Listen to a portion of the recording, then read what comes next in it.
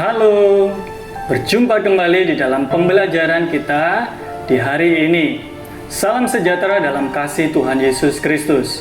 Tetap semangat. Ya, bagaimana kabarnya semua di rumah ya? Bapak berharap kita semua tetap punya semangat, khususnya kelas 6 ya. Kelas 6 kan mau menyelesaikan studi di SD. Jadi harus tetap semangat supaya memberikan yang terbaik di akhir-akhir studinya, pembelajarannya di sekolah, walaupun saat ini masih masa pandemik ya, masih belajar sendiri di rumah. Hari ini kita akan belajar pembelajaran 6 dengan tema memberi dengan rela dan hati yang gembira, yang diambil dari buku Kementerian Pendidikan dan Kebudayaan Republik Indonesia tahun 2018. Nah, yang sudah punya bukunya boleh mempersiapkan bukunya, jangan lupa Alkitabnya juga dipersiapkan. Yang tidak punya bisa melihat slide ya, dari pemaparan yang Bapak sampaikan, video yang ada kalian bisa ikuti dengan baik. Nah, kita akan berdoa terlebih dahulu, nanti akan saya bacakan tujuan materi, tujuan pembelajaran ya, lalu kita nanti akhiri juga ada pujian ya. Mari kita berdoa. Tuhan, saat ini kami bersyukur, berterima kasih karena Engkau Allah yang sangat baik di dalam hidup kami. Engkau masih memelihara kehidupan kami sampai saat ini. Tuhan, sebelum jauh di dalam kami belajar tentang pelajaran agama, Tuhan ampuni terlebih dahulu dosa-dosa kami. Kami akui bahwa banyak kejahatan, banyak hal yang tidak berkenan di hadapan-Mu. Oleh karena itu kami membutuhkan terus pengampunan Tuhan. Engkau Allah yang sudah mengampuni dan menebus dosa kami. Engkau Allah yang sudah memberikan keselamatan itu dengan cuma-cuma kepada kami, sehingga kami menjadi anak-anak Allah yang mampu untuk menyebut nama Tuhan dan mampu untuk beribadah, dan itu semua karena anugerah yang Tuhan beri kepada kami. Terima kasih Tuhan, pimpin di dalam jam pembelajaran agama Kristen pada hari ini. Kami percaya Roh Kudus itu menolong, membimbing, memberi hikmat kepada kami di dalam kami mengikuti pembelajaran ini. Terpujilah nama-Mu, di dalam nama Yesus kami sudah berdoa. Amin. Nah, kita akan membacakan tujuan daripada materi saat ini, yaitu yang pertama, menjelaskan makna persembahan dalam ibadah Kristen. Lalu yang kedua, menyebutkan jenis-jenis persembahan kepada Tuhan dalam kekristenan. Ya, yang ketiga, menunjukkan sikap hidup yang memberi dengan rela dan sukacita. Yang keempat, merancang kegiatan yang menunjukkan penghayatan memberi persembahan. Nah, pengantar di sini kita akan membaca terlebih dahulu kisah ini ya, baru nanti kita akan bahas melalui firman Tuhan yang ada. Ini memberi dengan sukacita. Pagi itu, wajah seorang nenek berusia 76 tahun tampak gembira ya. Di tangannya ia memegang sebuah gunting tanaman berwarna orange ya, oranye. Nenek ini memang seorang yang suka bekerja di kebun. Di halaman rumahnya terhampar bunga-bunga yang sedang merekah indah. Warna-warni bunga-bunga itu membuat sang nenek selalu bersukacita. Ia merasa hidupnya semakin hidup. Kerut-kerut di wajahnya seolah-olah hilang ketika ia berada di tengah-tengah kebun bunganya. Pagi itu, dengan sekali sentak, setangkai bunga mawar merah muda telah pindah dari kebunnya. Ketika ditanya untuk apa, sambil tersenyum ia berkata, "Ini untuk ulang tahun cucu tersayang saya. Cucu saya itu orang baik. Saya tidak boleh lewatkan ulang tahunnya hari ini." Itulah tanda cinta sang nenek kepada cucunya. Baginya, sekuntum mawar itu memberikan sukacita dalam diri sang cucu. Ia pun bergembira dapat memberi hadiah dari kebun di halaman rumahnya. Begitu cucunya pulang sekolah, ia akan memberikan hadiah terindah itu kepada cucunya. Bagi sang nenek, hidup itu adalah memberi. Menurutnya, ketika seseorang memberi apa yang dimiliki kepada orang lain, sebenarnya ia tidak kehilangan apa-apa. Apalagi yang diberikan itu adalah cinta dan perhatian. Orang yang memberikan cinta dan perhatian akan menuai lebih banyak lagi. Nah, itu ya. Kalian bisa mendengar, kalian bisa memperhatikan gambar seorang nenek yang memberikan sekuntum bunga mawar merah, ya, mawar muda dikatakan tadi diberikan kepada cucunya yang ulang tahun pada hari itu. Nah, karena itu setangkai mawar merah muda bagi ulang tahun sang cucu itu tanda cinta dan perhatian kepada sang cucu. Ia ingin membahagiakan sang cucu. Ia ingin agar sang cucu mengalami sukacita pada hari ulang tahunnya. Namun lebih dari itu, ia ingin agar sang cucu senantiasa menemukan cinta dan perhatian dari sesamanya. Ia boleh berbahagia. Berkat cinta dan perhatian itu, semakin banyak ia berbuat baik, kita akan menemukan bahwa kebaikan itu menjadi suatu kebiasaan yang tidak bisa lepas dari diri kita sendiri. Nah, ini diambil dari sumber, ya, www.sesawi.net. Kalian bisa lihat di situ. Lalu kita akan masuk di dalam pertanyaan. Apa yang dilakukan sang nenek dalam cerita di atas? Ayo, kalian yang sudah mendengarkan di rumah tadi, apa yang dilakukan? Oh ya, benar ya. Sang nenek yang ada di kebun mengambil bunga, lalu mengambil bunga mawar yang terbaik, bunga mawar merah muda yang merekah, diambil untuk cucunya yang saat itu berulang tahun, ya. Apa yang membuat sang nenek bahagia? Apa yang membuat? Ya, dia mau memberi, berbagi, ya, kepada cucunya yang sangat dikasihi. Dia memiliki cinta, perhatian, dan dia mau melakukan itu kepada cucunya juga, supaya cucunya juga memiliki cinta, perhatian, ya, akhirnya bisa terus berbahagia. Itu yang sangat membuat nenek itu berbahagia. Dia bisa berbagi, memberi. Nah, pernahkah kamu merasa bahagia ketika memberi? Ayo, siapa yang sudah belajar memberi kepada orang lain, kepada Tuhan, ya? Misalkan memberi persembahan di gereja, bahagia tidak? Atau merasa, oh, ada sesuatu yang hilang bagi saya? Tidak kan? Ya, pasti kita akan mendapatkan suatu hal yang tidak hilang. Kita malah sukacita, kita justru malah merasakan damai, ada sukacita, ada perasaan kasih, cinta, ya, ada perasaan apa? Nah, itu kalian bisa ceritakan di sana. Bisa ceritakan apa yang sudah kamu lakukan di dalam kamu belajar memberi, ya, dalam pemberian kerja. Kita akan membaca satu saja, ya, di dalam 2 Korintus. Nanti yang perjanjian lama kalian baca di 1 Tawarid 29 ayat 1 sampai 9. Yang saya baca di sini adalah 2 Korintus pasal 9 ayat 6 sampai 15. Saya akan bacakan, ya. 2 Korintus pasal 9 ayat 6 sampai dengan 15. Memberi dengan sukacita membawa berkat. Camkanlah ini, orang yang menabur sedikit akan menuai sedikit juga, dan orang yang menabur banyak akan menuai banyak juga. Hendaklah masing-masing memberikan menurut kerelaan hatinya, jangan dengan sedih hati atau karena paksaan, sebab Allah mengasihi orang yang memberi dengan sukacita, dan Allah sanggup melimpahkan segala kasih karunia kepada kamu, supaya kamu senantiasa berkecukupan di dalam segala sesuatu dan malah berkelebihan di dalam pelbagai kebajikan. Seperti ada tertulis, ia membagi-bagikan, ia memberikan kepada orang miskin, kebenarannya tetap untuk selamanya. Ia yang menyediakan benih bagi penabur dan roti untuk dimakan. Ia juga yang akan menyediakan benih bagi kamu dan melipat gandakannya dan menumbuhkan buah-buah kebenaranmu. Kamu akan diperkaya dalam segala macam kemurahan hati yang membangkitkan syukur kepada Allah oleh karena kami. Sebab pelayanan kasih yang berisi pemberian ini bukan hanya mencukupkan keperluan-keperluan orang-orang kudus, tetapi juga melimpahkan ucapan syukur kepada Allah. Dan oleh sebab kamu telah tahan uji dalam pelayananmu itu, mereka memuliakan Allah karena ketaatan kamu dalam pengakuan akan Injil Kristus, dan karena kemurahan hatimu dalam membagikan segala sesuatu dengan mereka dan dengan semua orang. Sedangkan di dalam doa mereka juga merindukan kamu oleh karena kasih karunia Allah yang melimpah di atas kamu.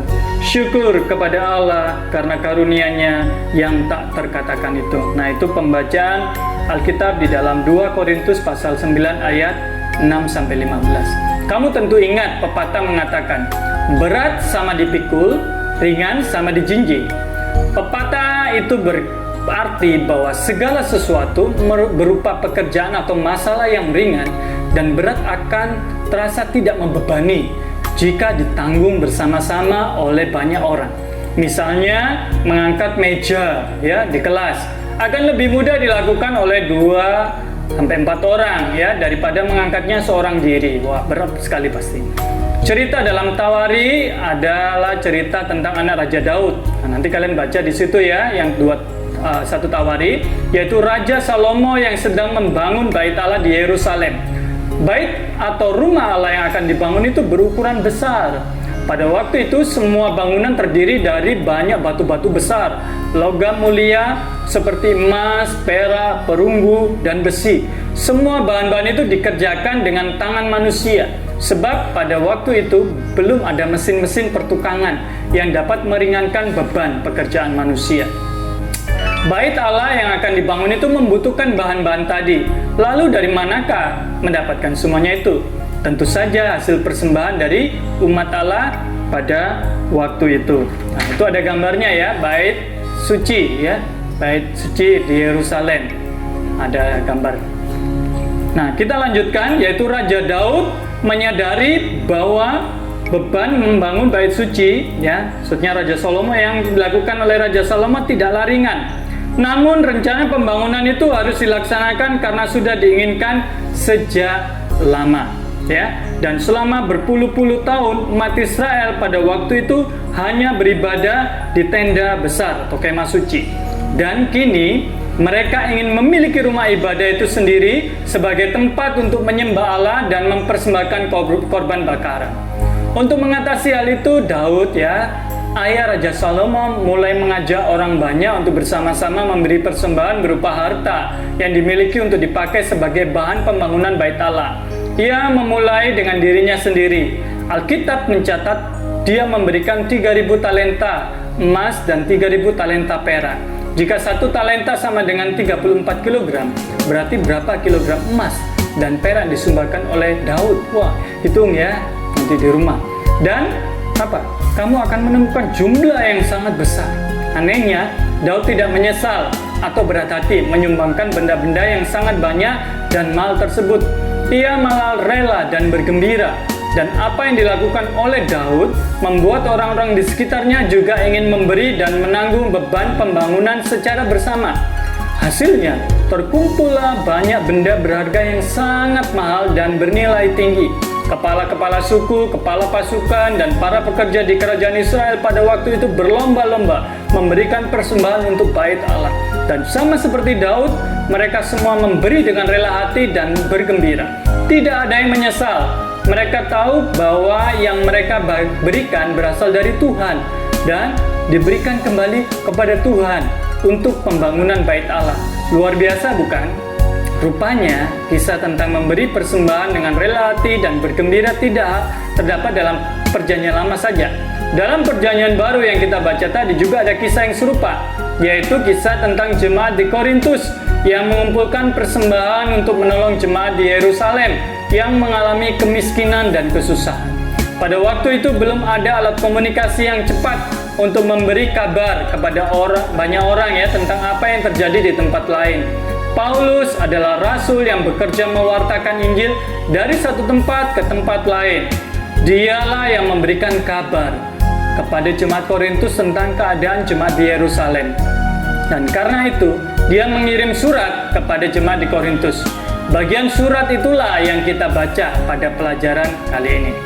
Sama seperti Daud, Paulus juga menggugah hati orang-orang yang percaya kepada Yesus Kristus di Korintus untuk mau memberi dengan rela dan bersukacita, menolong meringankan kesusahan orang-orang percaya di Yerusalem. Paulus memberi pesan ya, bahwa memberi dengan rela dan sukacita akan membawa berkat. Tetapi itu bukan berarti Allah hanya akan memberkati kita jika kita memberi persembahan. Paulus mengatakan Allah mengasihi orang yang memberi dengan sukacita dan selalu mencukupkan segala sesuatu. Bahkan kadang-kadang memberi dengan lebih kepada orang-orang yang percaya kepada Tuhan. Dengan begitu tidak perlu ada kekhawatiran kepada kita memberi persembahan kepada Tuhan. Apalagi jika kita tahu bahwa persembahan itu akan dipakai untuk pelayanan kasih, menolong orang-orang yang kesusahan, kelaparan, sakit, atau untuk pendidikan mereka. Paulus mengatakan bahwa dengan memberi persembahan secara rela dan bergembira itu berarti kita sedang melimpahkan ucapan syukur kepada Allah yang adalah sumber segala sesuatu yang kita miliki. Memberi dengan rela dan bergembira tidak akan pernah membuat kita kekurangan atau kesusahan. Sebaliknya, hati kita akan merasa bahagia karena bisa memberikan kebahagiaan kepada orang lain dan meringankan kesusahan mereka. Bukankah kamu juga akan merasa gembira ketika melihat senyum temanmu atau orang yang kamu berikan sesuatu seperti nenek yang memberikan bunga kepada cucunya dalam cerita di atas? Nah, untuk lebih jelasnya, baca ya kembali kitab 2 Korintus 9 ayat 6 sampai 15. Di situ Rasul Paulus menyebutkan syarat-syarat yang kita harus perhatikan ketika ingin memberi persembahan kepada Tuhan. Yang pertama, memberi dengan rela hati. Ya, memberi dengan kerelaan hati, keinginannya untuk memberi kepada Tuhan harus datang dari keputusan hati yang sungguh-sungguh. Tidak boleh dari tekanan, tidak boleh didasari oleh tujuan yang salah dan keliru, seperti keinginan untuk dipuji dan dihormati oleh orang lain. Yang kedua, memberi tidak dengan sedih hati atau karena paksaan, karena kita tidak berduka dan merasa kekurangan ketika kita memberi apa yang kita miliki kepada Tuhan. Tidak juga karena paksaan dari orang lain ataupun diri sendiri karena merasa bersalah kalau tidak memberi. Ya, baca kitab Ulangan 15 ayat 10 ya. Yang ketiga, memberi dengan sukacita. Kita bergembira karena memberi kepada Tuhan. Persembahan adalah juga bentuk ucapan syukur kita terhadap berkat yang telah kita terima dari Tuhan. Sehingga dengan penuh sukacita kita hendak membagikannya kepada orang lain yang membutuhkan. Nah, kalau hati kita sudah siap untuk memberi kepada Tuhan, tentu kita bertanya-tanya, bentuk persembahan seperti apa yang bisa kita berikan kepada Tuhan? Tahukah kamu bahwa bentuk persembahan kita bisa beragam? Umumnya kita memberi dalam bentuk uang. Ada orang-orang yang percaya untuk mengelola uang ya di gereja. Uang itu dipakai untuk membiayai pelayanan. Misalnya biaya pembangunan, ya pembangunan di gereja, kegiatan-kegiatan sosial, memberi bantuan ya ke panti asuhan, panti jompo, korban bencana alam dan sebagainya. Selain dalam bentuk uang, persembahan juga dapat berupa barang. Di gereja-gereja tertentu pada hari panen ya, hari raya undu-undu ini misalnya, orang membawa hasil panen, hasil bumi mereka seperti beras, singkong, buah-buahan dan sayur ke gereja untuk dijadikan persembahan dan didoakan. Setelah didoakan, barang-barang itu dimakan bersama. Ada juga yang dijual atau dilelang. Uang hasil lelang dipakai untuk membiayai kegiatan gereja atau kegiatan sosial. Misalnya diberikan kepada mereka yang membutuhkan. Nah, sekarang kita coba. Setelah dari materi yang di atas, jawab pertanyaan di bawah ini atau berikut ini ya. Kapan dan di mana kamu memberi persembahan untuk Tuhan? Nah, itu ya jawabannya apa? Kapan dan di mana kamu memberi persembahan untuk Tuhan ya? Ya kapan? Ya ketika kita punya suatu kerinduan, bukan paksaan. Ya, ketika kita melihat ada orang yang membutuhkan, ketika kita istilahnya gereja membutuhkan, ada persembahan ya kita beri ya. Jadi ada waktu, ada tempat. Dan terlebih lagi ketika hati kita sudah siap untuk kita memberi ya, barulah kita bisa memberi dengan tepat, dengan benar. Lalu apa tujuan kita memberikan persembahan kepada Tuhan? Tujuannya apa sebenarnya? Apakah Tuhan itu butuh uang kita? Apakah Tuhan itu butuh namanya apa? Persembahan kita? Tidak ya. Tujuan kita memberi persembahan sebagai ucapan syukur kita karena Tuhan sudah menyelamatkan kita, Tuhan sudah memberkati kita. Oleh karena itu kita mengembalikan semua yang Tuhan sudah berikan kepada kita. Intinya itu apa? Kita ini loh, sebenarnya apa yang kita miliki itu semuanya berasal daripada Tuhan. Kita ini diajari oleh Tuhan untuk memberikan persembahan sebagai ucapan syukur, sebagai bukti bagaimana kita sih mengasihi Tuhan. Tuhan tidak meminta semuanya kok. Tuhan hanya minta hati kita punya suatu kerinduan, punya hati yang sungguh-sungguh untuk mau memberi atau berbagi, berikan persembahan itu. Nah, kalian bisa lengkapi tabel untuk lebih jelasnya di situ ya. Misalkan jenis persembahannya itu uang, diberikan kepada gereja. Ya, itu untuk apa manfaatnya? Mengelola pemeliharaan ya, gedung gereja atau untuk pembiayaan mereka yang bekerja di gereja ya. Lalu apa? Pelayanan sosial gereja.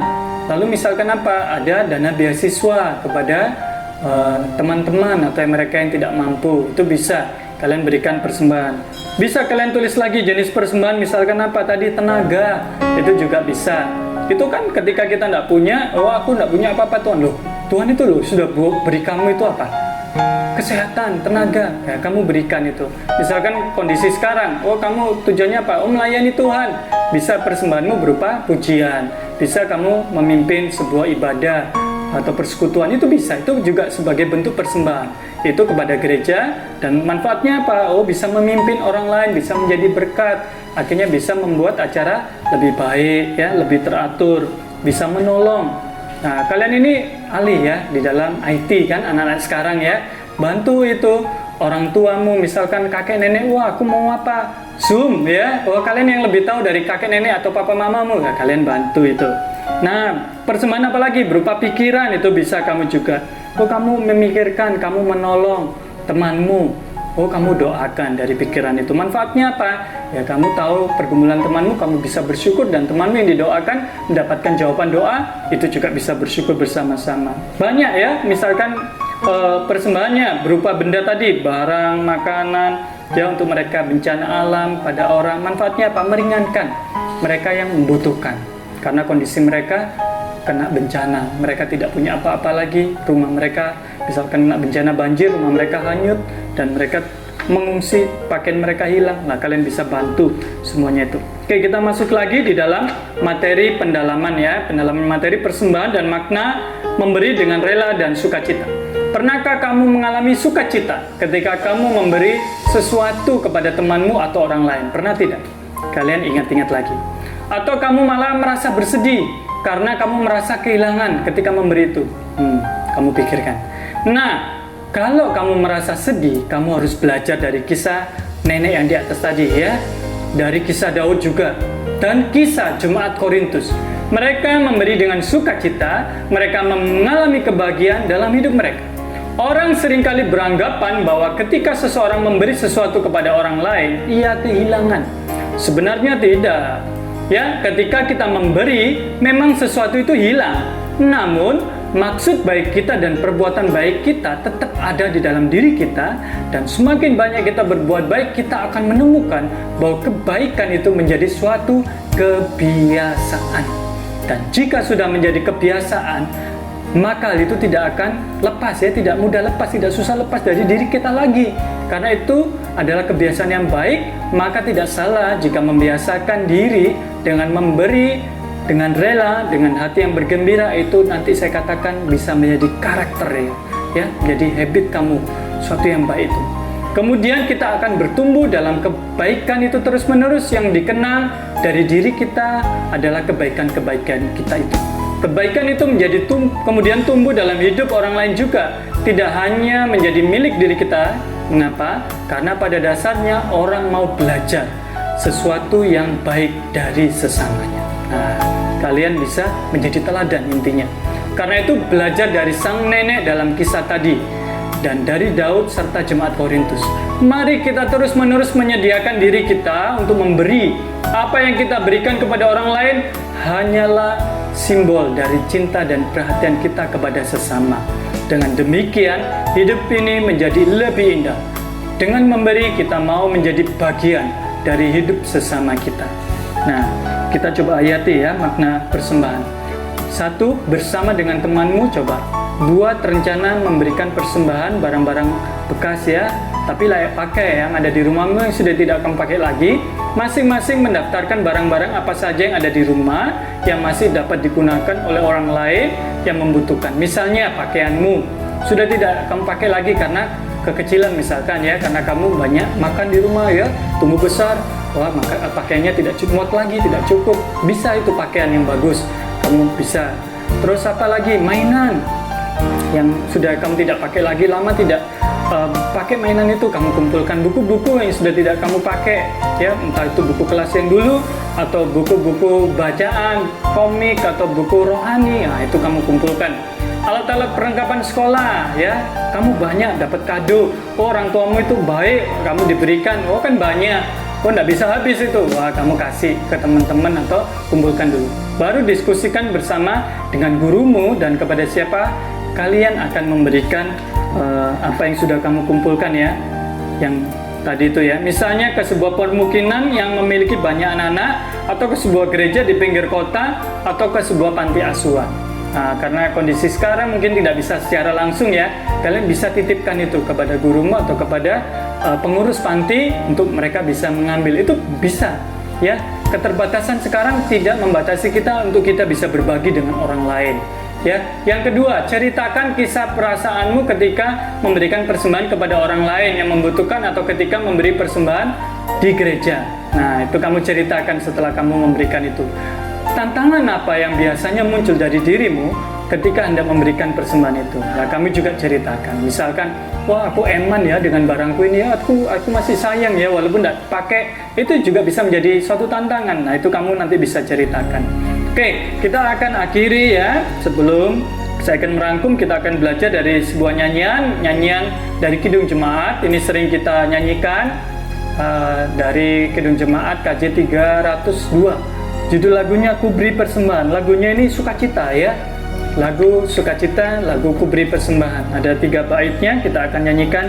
Lagunya pendek kok, gampang. Yang sudah bisa ikut nyanyi dengan Bapak di sini. Kita nyanyikan Ku Beri Persembahan. Boleh dengan tepuk tangan, dengan senyum kita berikan persembahan kepada Tuhan. Ku beri persembahan pada Tuhanku, sambil puji Yesus Juru Selamatku. Dengan sukaria ku beri padamu, dan merasa kaya dalam Tuhanku. Mari kawan-kawan, rela hatilah, bawa persembahan, datanglah segera. Bait satu saja ya, kita lagi. Ku beri persembahan pada Tuhanku, sambil puji Yesus Juru Selamatku. Ya, kita beri persembahan itu untuk Tuhan, karena segala sesuatu adalah dari Dia, oleh Dia, bagi Dia, kemuliaan sampai selama-lamanya ya. Nah, kalian setelah dengar lagu ini, perasaanmu bagaimana? Irama lagu yang bagaimana dinyanyikan ini? Sedih? Oh, tentu tidak ya. Maksudnya apa? Ya, ada sukacita, ada kegembiraan. Lagu ini mengajak kita memberikan persembahan dengan ikhlas, dengan sukacita, dengan senang hati. Jangan dengan cemberut, aduh ini uang pulsaku ya, uang untuk internet, untuk game. Wah, kalau Tuhan minta, ya Tuhan mau, kalian bisa berikan itu untuk Tuhan. Tuhan akan balas ya segala sesuatunya buat kamu yang terbaik. Lalu perasaan unik apa yang kamu temukan dalam nyanyian ini? Wah, perasaannya apa? Ya, enak ya, perasaan yang sukacita, perasaan damai sejahtera, beri persembahan dengan tidak bersungut-sungut, beri persembahan dengan tidak dipaksa, tetapi dengan sukacita, karena Yesus itu juru selamat kita, sudah mati, memberikan apa? Dirinya untuk menebus dosa kita. Makanya kita membalasnya dengan apa? Ya kita berikan persembahan berupa uang, itu sebagai simbol, berupa barang itu berupa simbol, tetapi terlebih lagi berikan dirimu untuk dipersembahkan jadi korban yang hidup, yang kudus, yang berkenan kepada Tuhan. Nah, itu perasaan-perasaan yang unik sehingga kamu bisa memberikan yang terbaik untuk Tuhan. Apa pesan nyanyian bagi kamu? Nah, kalian bisa tulis ya, pesan nyanyiannya itu ada 3 bait seperti yang tadi saya coba jabarkan. Kalau kita memberi, kita tidak akan kehilangan. Ya mungkin itu juga hilanglah bagiannya dari kita, tetapi sebenarnya tidak. Ketika kita memberi, ada sesuatu yang bertambah di dalam hidup kita sebenarnya itu ya. Itu nanti kamu akan bisa alami. Dikatakan apa? Merasa kaya dalam Tuhan. Lalu diajak, ayo kawan-kawan kita memberi dengan rela hati, bawa persembahan, Ayo kita memberi dengan segera, apalagi kondisi zaman ini, kondisi masa-masa pandemi ini. Waduh, sangat-sangat. Seperti contoh Barnabas, jemaat awal, jemaat mula-mula, seperti Korintus, seperti Raja Daud, Salomo tadi, dan seperti nenek tadi. Bisa. Saya akan merangkumkan akan materi kita di dalam pembelajaran hari ini ya, tentang kita memberikan persembahan dengan sukacita. Yaitu sumber segala sesuatu yang kita miliki di dunia ini berasal dari Tuhan. Tuhan memberikannya kepada kita melalui pekerjaan orang tua atau pemberian orang lain kepada kita. Karena itu, kita juga pantas untuk meneruskan kebaikan dan berkat Tuhan itu kepada orang lain melalui persembahan yang kita berikan di gereja atau langsung kepada orang yang membutuhkan dengan berupa uang, benda-benda yang dibutuhkan oleh orang tersebut. Ingatlah bahwa Tuhan sudah lebih dahulu memberi ya kepada kita, dan kita memberi kepada Tuhan sebagai wujud terima kasih kita kepadanya. Berilah dengan hati yang rela dan bersukacita, dan Allah akan semakin mengasihimu. Mari kita berdoa. Allah, sumber kebaikan dalam hidup kami, terima kasih untuk segala berkat dan pemeliharaan-Mu dalam hidup kami. Melalui orang tua dan orang-orang yang mengasihi kami, ajarlah kami untuk memberi persembahan dengan hati yang rela dan bergembira. Tolonglah kami untuk selalu memberikan persembahan yang terbaik kepadamu, agar dengan begitu kami memuliakan nama Tuhan yang mengasihi semua orang. Di dalam nama Yesus, dengarlah doa kami ini. Amin. Terima kasih anak-anak sudah setia mengikuti pembelajaran ini. Pembelajaran 6, memberi dengan rela dan hati yang bergembira. Sehat-sehat selalu anak-anak di rumah, tetap semangat di dalam belajar, dan giat selalu dalam melayani Tuhan. Dalam persembahan, persembahkanlah dirimu untuk Tuhan. Tuhan Yesus memberkati. Amin.